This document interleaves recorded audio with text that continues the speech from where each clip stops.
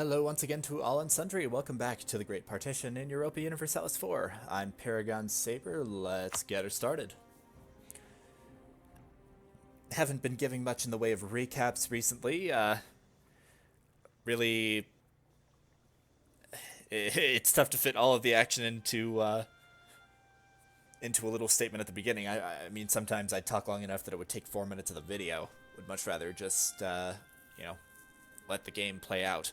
The last time we did see the Ottomans get spawned from some separatists that Odiev didn't want to deal with, though they've not really done all that well for themselves. They tried to attack Karaman, couldn't get past this level 8 fort in Isel, then got attacked by Odiev, and then have now gotten attacked by and lost provinces to Eretna. So the Ottoman tag is still alive in Saruhan and Kutaya. But for how much longer? Well, pretty much as long as some truces last, I suppose. Meanwhile, right now we have Spain outright attacking Morocco instead of going the sneaky way around and attacking one of Morocco's little allies or guaranteed nations. Kilwa also involved in this war, but Kilwa had to deal with,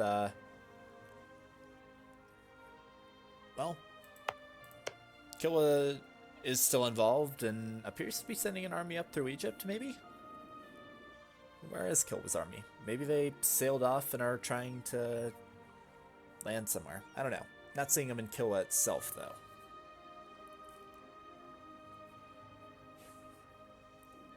This occupation of Egypt is occurring because Gascony wants some Egyptian colonies. Looks like a peace has been concluded. Egypt actually being made to give a few Arabian provinces back to Oman. How many colonies did Gascony take? Just one. That's kind of mean on Gascony's part, taking one colony at a time over here and partitioning Egypt at home. You'd think it's a colonial war. Why not, focus on the colonies? Because there's a lot of things out here that, assuming Gascony is outright focusing on that, there's a lot of things out here that they could take. Meanwhile, we still have Lonna as the emperor, and we saw a bunch of Delian revolutionaries, but, well, this isn't revolutionary Delhi. So, maybe the revolution can't happen while I'm in observer mode or something? I'm not sure. I haven't looked at the great powers recently. We do have Gascony back up in 8th. They have 693. Malaya in 7th with 726. Emperor Lonna in 6th with 1050. Austria in 5th with 1399. Persia in 4th with 1520. Great Britain in 3rd with 1944. Russia in 2nd with 2115. And Spain in 1st with 2249. So Russia's done a bit of expansion while we haven't been paying much attention to him. There's a little bit more. I think he took that from Kalka, but it could have been from Khiva as well. Let's check the truces. Perm Russia ends in September of 90. Yeah, I think that was a war with Khiva that just concluded for Russia, taking a lot of this area. I guess that's modern northwest China, maybe a little bit of Mongolia. Regardless, Russia does have a lot of good development provinces over here, including Beijing, which is 38. They do have some Manchurian separatists with a 5-6 leader over here, though. We'll see if they can do well for themselves. Russia does have a pretty solid Pacific border over here now. Korea is still maintaining a few of these provinces, but really it's just a matter of when Russia wants to attack them again. And we have seen Russia accede to some rebels' demands over here in this area before. That doesn't look like that's going to happen here. They do have about triple the separatists' troop numbers in the general area. But, I think we've seen Jin pop out from some separatists over here. We've seen, what are they called? Not Kalka, Korchin be released. We've seen Yaren be released. Or at least I've seen Korchin. That might have been in the last runs. Also, Great Britain has taken over, I think, over half of Japan in land area. Perhaps not in development, but I'm sure they'll be raring to fight again when that truce is over in 8 years. Until then, Great Britain has 46,000 troops sitting here. And London having some issues. They even have some separatists from Luang Prabang, who hasn't been around for a long time, to say nothing of the Bengalese. I'm assuming these are Bengalese separatists. Yep. Looks like they've wiped out the ones in the middle of their territory. I wonder if their rebels feel the penalties of low mandate. I'm not sure if that's the case. Regardless, Lanna does not have that many troops right now. Looks like only that 22 stack. Sukhothai may be helping him out a little bit. I mean, they're, what, 2, 3 province minor? Looks like 3, and they have pretty high liberty desire. What about, like, Arakan? Yeah, 37.8. Mongyang, are they a tributary? No, they're actually allied with Arakan, though. This must be a bigger stack. It seems to be reinforcing. 25, 9, and 7, so 16, 25, 41,000. Okay. When Lennar recovers these, they might be able to take out the separatists. I mean, these Long Krabangi separatists don't have a general, so... But the Bengalese will be tough, a tough nut to crack. Though Bengal is a Lanna vassal. So, you know, is that Wu attacking Lanna? Oh, that's just mean. And is it for the mandate of heaven? But of course it is. Wu, do you really want to do that? You border Russia. Russia's not going to become your tributary. You'll just lose mandate instantly. But hey, I guess they look at it and say, hey, I can seize the mandate. Let's seize the mandate. And then they seize the mandate, and everything goes wrong for them. Also noting that Ainu's still around and still a tributary state of Japan. Japan didn't actually sell them Oshima this time. But Ainu does still have most of Hokkaido, so there's that. Russia doesn't seem to be bothering with these Siberian tags, though has colonized a lot of northern Siberia. I mean, they've done a lot of cultural enrichment, let's say that. All of these lands that were formerly things like Khazzani or Mishar or Astrakani. Okay, so we still do have some Khazzani. I put the culture map mode here.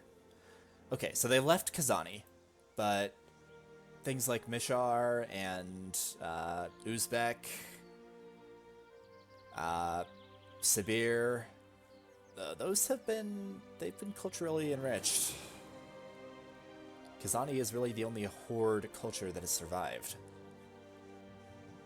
And, I mean, all of these cultures up here, of course, I think they change when Russia colonizes them. Looks like Aretna's taken a lot from Karaman.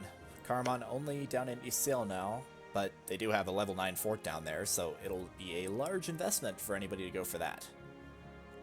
I don't know, maybe Odiev will want to do it.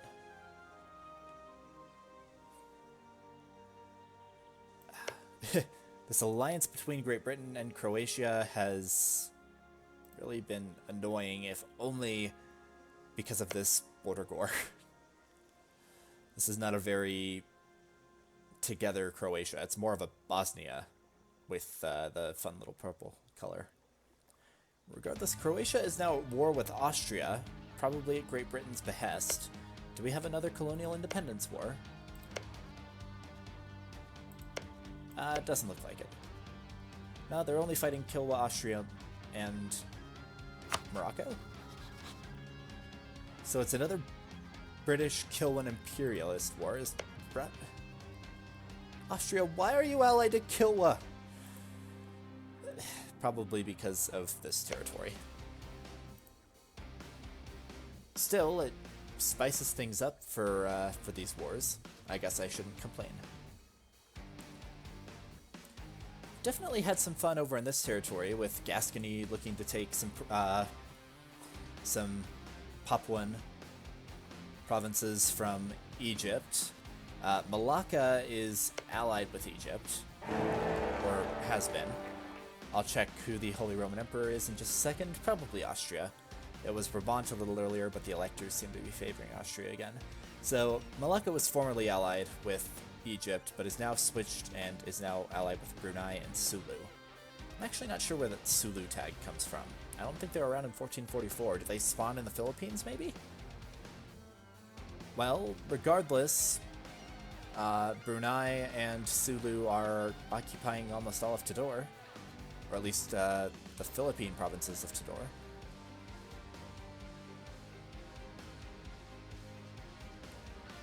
Regardless, so Great Britain has landed 70-some thousand troops down here.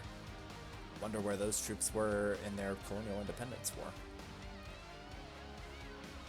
But Kilwa is down here trying to siege down Sofala, which is a level 8 fort. Best of luck, buddy. Spain has taken quite a bit more land from Morocco in the last war that we saw. They took, I believe, Oujda, Figuig, Kazdir, Tlemcen, and Warsenis. Tlemcen, a great province, 23 development, and a coastal center of trade. So Morocco is pretty well in two pieces now. And Spain has all of West Africa except for this little bit controlled by Songhai, which you could almost argue that it's more Central Africa. But, well, I've been calling this Central Africa. Cuba's actually, they've been fine. Austria hasn't bothered them in the lost runs. I've made plenty of references to them, I know. Austria had annexed all of Cuba in about 3 wars. Cuba was gone by 1770. So, they've gotten luckier this time. The inner regions of Africa have really, they've mostly escaped notice. That said, South America is, I believe, fully colonized. Still have the native tribe over here in Muisca. I think they're about the only native tribe that's still around.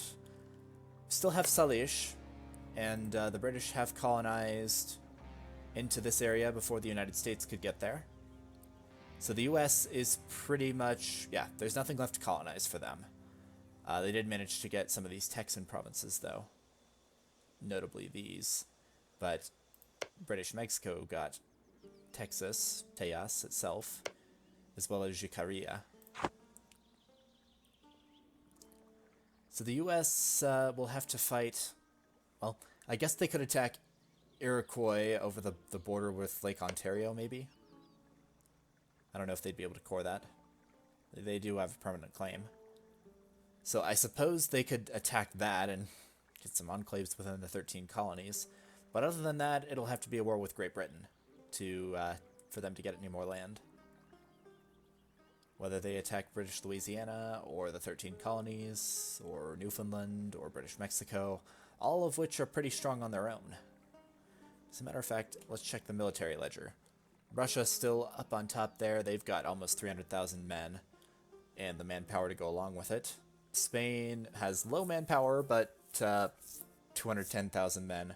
Great Britain itself has about 200,000, right up next to their force limit. Then we have guys like Persia, Austria, Malaya, Gascony, Poland. Lubeck has 98k, that's good. Prussia only has 82, and yeah, the US is up there. They have 87,000 and 71,000 manpower. Well, 72,000 more like. So Lubeck, with just these few provinces, basically Denmark's starting provinces, minus Bornholm, Blekinge, and with Schleswig, Holstein, Hamburg, and Lubeck added, they can have 98,000 men? Do they have colonies? How do you have that many? Is this just so good in development? Lubeck's 40. Only 14. Okay, 20 in Schleswig. 8, 16, 14. 17, 24, 29, 28. So, I mean, yeah, there's definitely some good provinces in there. But maybe it's because of quantity? Yeah, they have taken quantity. Okay. I think that explains it well enough. Is Gascony at war with Austria? They are. Austria, Nitra, Poland, Malaya. Now these... Wow, they're defending the Papal State. Austria's attacking the Pope. Well, that's not very good. You're supposed to be the defender, you know. They might not be, like, actual defender of the Catholic faith, but Catholicism, you know, seems to be a pretty integral part of Russia, or Austria in most games. And, they're attacking the Pope. I guess they do have to do that to prevent the Shadow Kingdom, if they want to do that, but... Also, considering that they only have 6 provinces, Sardinia has a large army. I mean, they have 36k. Maybe not all that great in this day and age, but I mean, Caesarea is 34 development. And their European provinces look rather neglected in comparison. I mean, that would make sense. Caesarea is their capital. They have forts over here. Just a level 2 on Cagliari. Probably have like a 4 in Cuneo, maybe? Yeah. So Sardinia, they don't really have enough coin to upgrade their forts. But now that they're not, you know, trying to rule over Spain, they probably won't have anybody invading their island again. Odiev is at peace for now. Still has this alliance chain. Gascony, definitely their main defender against Russia. Though it could have been that Russia just wanted Odiev and is content to let him be now. Allied with Lubick. Nice. And they finally vassalized Perm.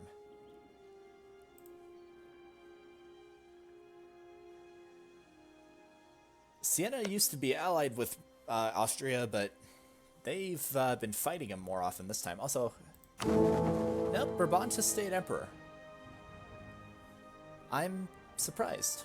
I really thought that Austria was going to get the vote, but it appears that... Okay, so Lorraine was made an elector. One of the electors perished at some point. Looks like Gelre is gone. And Gelre was voting for Austria. So I wonder if Brabant... Yeah, it looks like Brabant conquered Holland and then made Lorraine an elector so they could keep the emperorship. That's pretty sneaky. I like it. Well done, Emperor Brabant. Forgot, which war is this? That's right, Austria attacked the Pope. No, Gascony's defending the Pope. The war against Great Britain is another matter entirely. That's Austria trying to defend Kilwa. And is Lubick allied to Great Britain?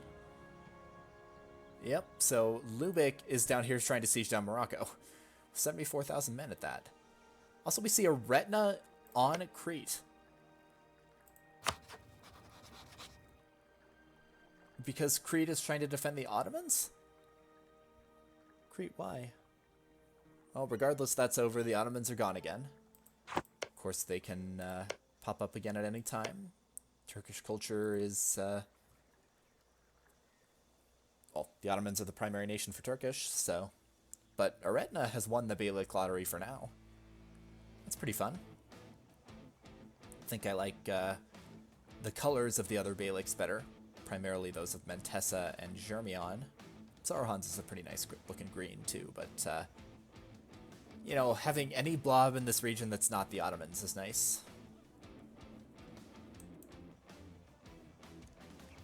So we're still going on down here in Kilwa. They've managed to spawn some revolutionaries. Though it looks like they've given the British a pretty good fight. Seem to recall the British having about 70-some thousand down here, and now that's only... I mean, they have George II himself leading this army.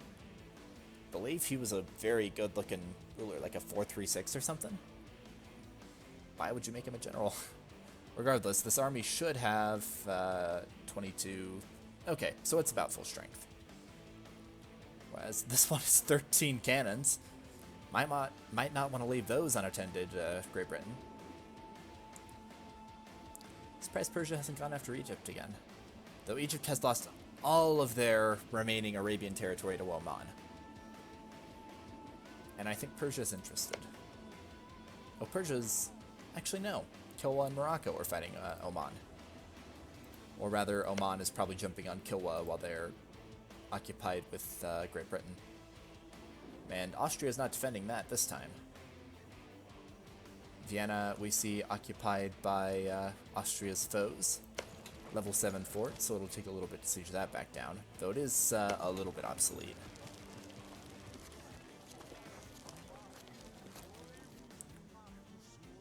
Ravensburg has 67,000 revolutionaries. Oh my lord. I don't know if a revolution can happen while I'm in observer mode like this, but we've seen enough revolutionaries.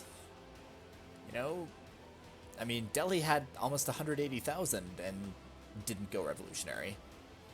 I don't really know much about the mechanics of the revolution. My experience with it is limited to crushing revolutionary Ottomans. So, there's that.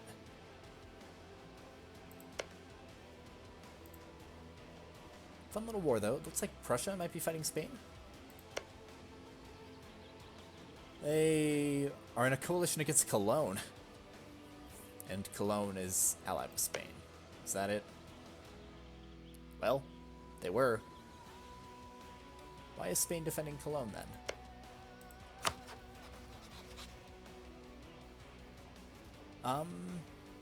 I guess that might be a former alliance? I have no clue. Regardless, I think Cologne is going to be hurting just a little bit. I don't know, maybe they were guaranteed? I have no clue. Is anyone going to help Ravensburg out against these revolutionaries? Or are they going to have to tremble before the might of revolutionary Ravensburg? I mean, now we have Austrian revolutionaries. Oh, this could get very... There are revolutionaries all over the place. Some in Cologne, there's those massive stacks in Ravensburg. There's these guys in Austria, there's some in Croatia. We got some in Persia, maybe? What about Malaya? Nah, those have seemed pretty stable. Happy enough with their monarchies, at least. No one has seized the mandate from Lana, though. But Malaya is, they want Sukhothai. That's good. I thought Malaya was being very passive for as strong as they were. You know, they've been involved in the wars. But they've been just called in as allies instead of fighting for themselves. Now they're showing some initiative. And is that Samodiev in revolutionaries? Viva. I want to see a revolution, dang it. And wow. Lubeck, are you behind on tech? You are. They're on tech 29 to, I believe, Spain's tech 30. And I don't know if that's a massive morale bump or something. I thought tech 30 was... Nah, tech 30 is new units. Tech 30 is, I think, what are they called? Mass infantry? And there's 160,000 Lubeckian revolutionaries. But no revolutionary Ravensburg. So what is it that gets rid of these revolutionaries then? Does it have something to do with my observer mode? I think Austria just killed theirs. And I guess revolutionaries won't go to or through a different nation, because these Croatians would have to go through Nitra. Vrazden doesn't even have a fort, so... But, you know, maybe we'll see revolutionary Lubeck. Sieging down Hamburg and Lubeck itself.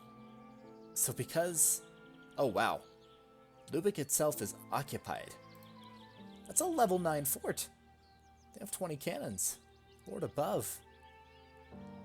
They have only 20 cannons, rather. And there's even another set of them up here sieging on Holland. mean, I guess if Lubeck were to gather their army up from Morocco, which they might have, they might be able to fight them. But I'd rather see, I want to see a revolution. Come on. I might have to look up revolutionary mechanics. I mean, it's the time frame for it. It's 1789. Maybe storming of the Lubeckian Bastille. My lord, they have a ton of forts. All of them level 8, I bet. Yeah, level 9 in their capital. Level 8 in Limburg. Or Hamburg. Level 8 in Schleswig. Level 8 on Sealand. Level 8 on Guange. Or Goinge? Again, pronunciation. I'm American. Seems that's part of our hat, right?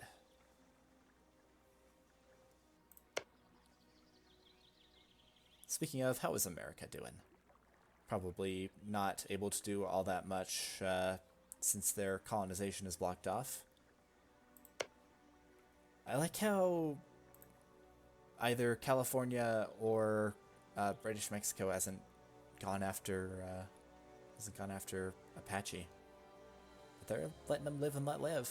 So they, Salish, and Muisca are the last tribes. Sorry, I keep forgetting about Iroquois and Abenaki over here. It's like they've established reservations. And there's Kalima and Jiu as well. Alright. Seem to be more tolerant than we were. Also, there's Dutch separatists in Brabant in Tierra del Fuego. In Brabantian La Plata. That's gonna help, isn't it? Ay. Revolutionaries, excuse me, still rampaging through Lubeck? Or rather, trying to siege down these fortresses. Lord above, the late forts are awful. Dithmarschen has survived all this time. And they... Oh, that's right, they've been a free city. So, they haven't maintained their awesome peasant republic, but looks like we have Lorrainian revolutionaries as well.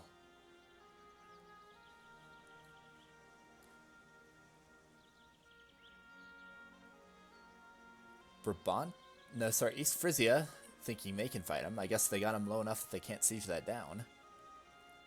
The revolutionaries would have to combine their stacks if they wanted to do that. And it looks like these guys are going the long way around because Lubeck has blockaded the straits. But that is not only their capital, but that's 3 of their level 8 forts sieged down. It doesn't look like Cologne really lost all that much in that war. I mean, that was a coalition war.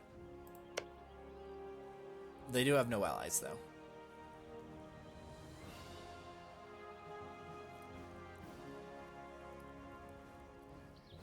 Keep trying, revolutionaries. And, okay. So the Lubeckians are marching up through Poland. They're a scary sight. But they keep taking attrition. They just got up into Russia and vanished. So that would normally be Lubeck acceding to their demands, right? We should have revolutionary Lubeck. But no, nothing.